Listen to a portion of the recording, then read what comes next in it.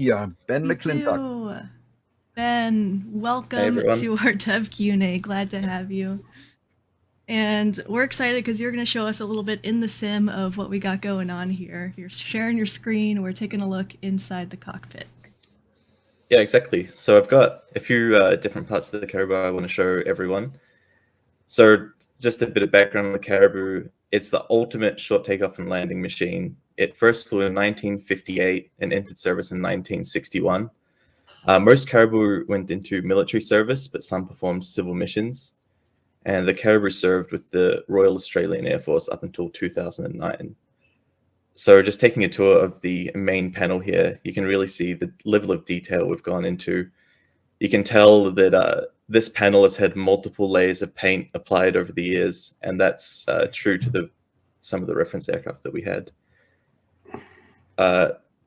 It's got a radio pedestal in the center that slides in and out to help the pilots get into their seat, because there's actually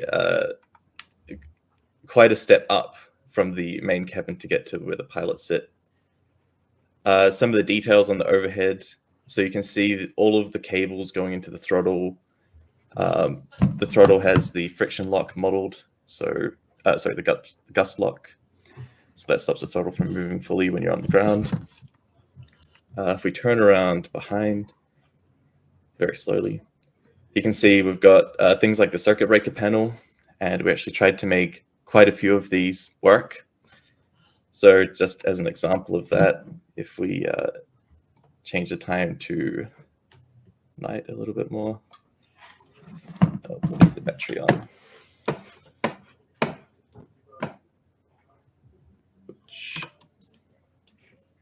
There. And you can also see the night environment of the Caribou is pretty good as well. Mm. If we look back in the cabin, for example, one of the circuit breakers is the cabin light. So you can see, of course, that transit on and off. And while we're here, I think we should open the rear cargo door. So that's fully modeled as well. And the procedure is quite simple. Cargo door master switch on. We can start opening the ramp at the bottom and also the door section at the top. Mm. We'll go outside to take a look at that, probably with a bit more light. So small detail with the cargo door, but in a few seconds you'll see this 15-degree light come on. So this is primarily used when they're dropping cargo from the air, like skydivers or other airdrops. And getting past this is simple. Just use the aptly named 15-degree limit override, and you can see that light will go off and the door will continue going down. So taking a quick look through the cabin here, the Caribou was originally designed as a military cargo and troop carrier, and we've modeled the cabin with a mixed layout. So it can either fit 32 troops with their gear, 8,000 pounds of cargo, or 22 stretchers. All right, let's take a quick look outside the aircraft. So this is one of the 7 liveries we've included with the Caribou. Similar to the interior, the exterior is based on laser scans of the aircraft alongside thousands of pictures that helped our team recreate it in detail.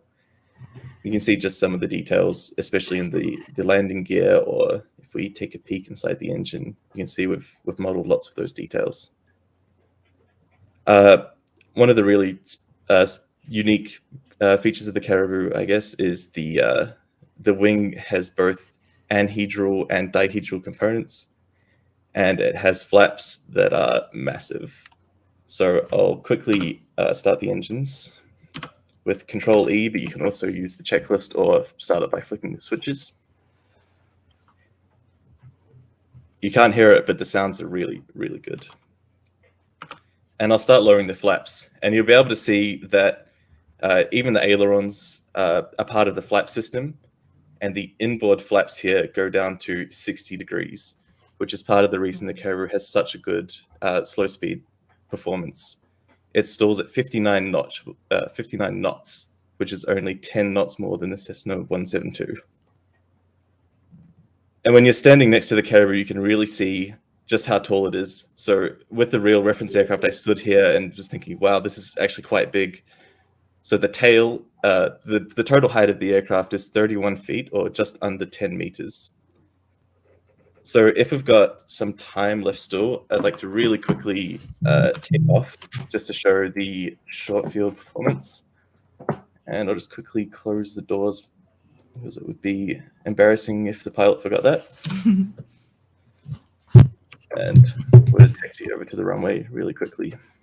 So this airport is Shell Harbour Airport, which is where this particular Caribou is based, one of our reference aircraft. So we spent a lot of time getting the flight model right for the Caribou, especially at slow speeds. Things like running so many both manual and automated tests to make sure it flies as close as we could get it. And once we line up here, we're able to see just how fast it can take off. So on my PC, I can hear the sound. There's 2 Pratt & Whitney R2000 twin Wasps, with each engine delivering up to 1,450 horsepower. That was a quick takeoff. You know, see, yeah, it's really fast. There's a few more maneuvers that I won't show on the stream because I'll probably crash, but the real Caribou pilots at every air show, they do the wheelbarrowing maneuver, which is where you can have it rest on the nose gear and drive along the runway on just the nose gear. But that's a fun thing that people can try at home. So yeah, this is the Caribou. Incredible. Yeah, highly detailed. Thank you so much, Ben and the team at Orbix. We're very excited to see this in the sim soon, the release. Thank you for joining us, Ben, of course. Looks like chat is excited as we are for it. And it's great to see it working in the sim. It's been fun to work on.